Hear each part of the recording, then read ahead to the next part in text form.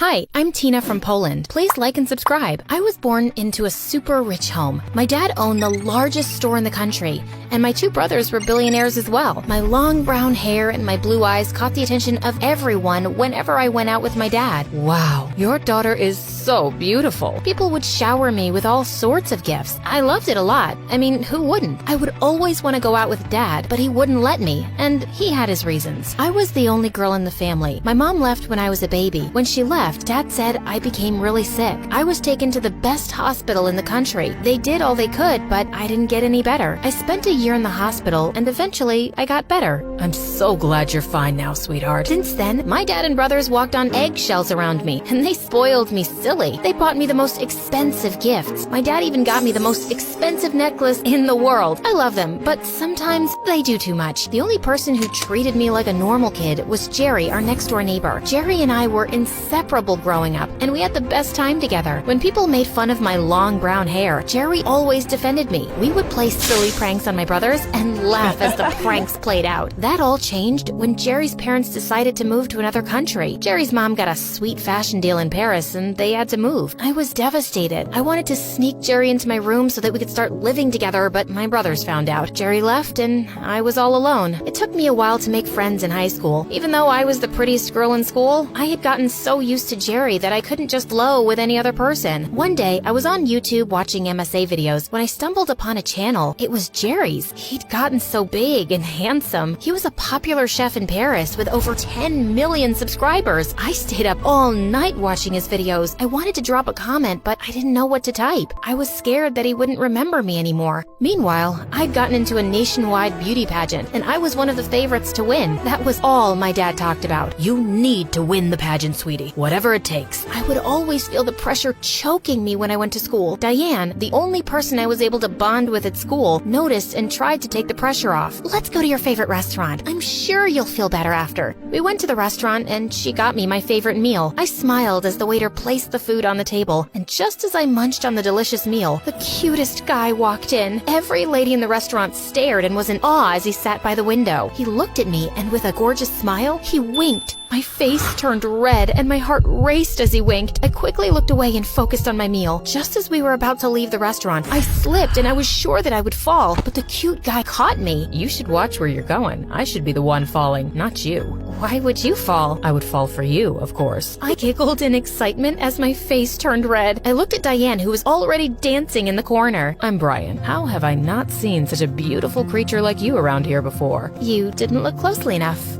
I'll see you around. I grabbed Diane and we rushed out of the restaurant. Since then, I met Brian every time I went to the restaurant. He would come over to me and we would start talking. Turns out he was pretty funny and smart. I became so fond of him and we spent even more time together. He took me on a date one night, and when we returned, he walked me to the front door and planted a kiss on my lips. I was so excited because I had wished that Brian would be my first kiss. I began to really like him, and it turns out I wasn't the only one. My brothers and even my dad loved him. He is the son of the wealthiest man in the country. We need the connection, honey. He helped me with my preparation for the beauty pageant, and with time, we became a power couple in school. Apparently, Joy, the biggest bully in school, was also a contestant in the beauty pageant and was obsessing over Brian. I wonder what he sees in you. Things he doesn't see in you, apparently. She did everything in her power to stop me from dating him, but she failed miserably. Her face would turn red when she saw us together after her failed attempts. It was so hilarious. I got to school one day and I got the biggest shock of my life. Jerry, my runaway neighbor, was sitting right next to my seat in class. Jerry, what are you doing here?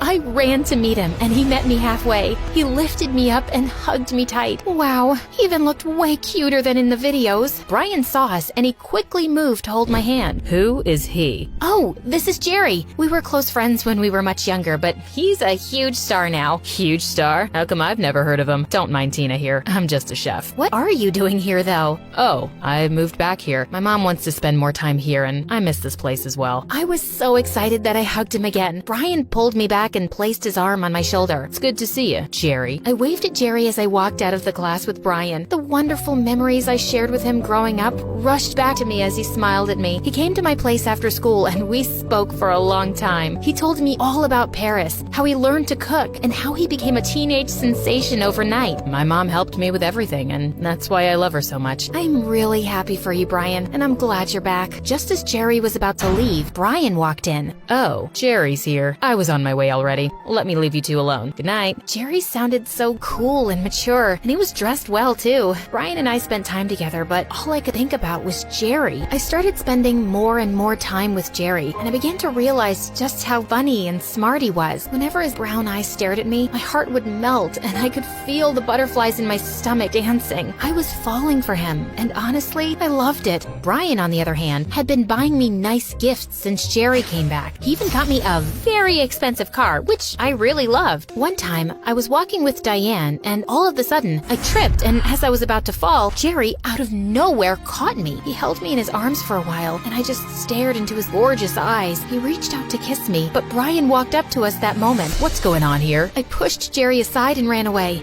I was so confused. I didn't know what to do. The day of the beauty pageant grew closer, and I began to panic. Don't be a baby. We've practiced, and I've helped you a lot. I'm sure you'll be fine. He sounded so much like a jerk, but he was right. We had practiced so much, and I could feel the confidence building inside of me. That all crumbled when Joy, the witch, accused me of stealing. She would never do that. Yes, she did, and I have the proof. She stole my expensive necklace and hid it in her locker. I saw her when she did it. You're such a liar. Why would I steal your cheap necklace? Why don't we find out if I'm a liar or not then? Open your locker. To my biggest surprise, the necklace was placed on one of the books in my locker. How did it get there? My jaw dropped as the principal picked up the necklace. Everyone looked at me weird, including Brian. My dad and brothers were certain that when I was called into the principal's office that I couldn't steal. They had bought even more expensive necklaces for me, so why would I steal one? You are hereby disqualified from the beauty pageant, and you must serve detention for a week. I ran out of the principal's office crying. I couldn't believe it. Everyone would think I'm a thief, and they wouldn't believe me anymore. Jerry walked out of the shadows, and he came over to me. Hey, I heard what happened. Are you okay? Leave me alone, Jerry.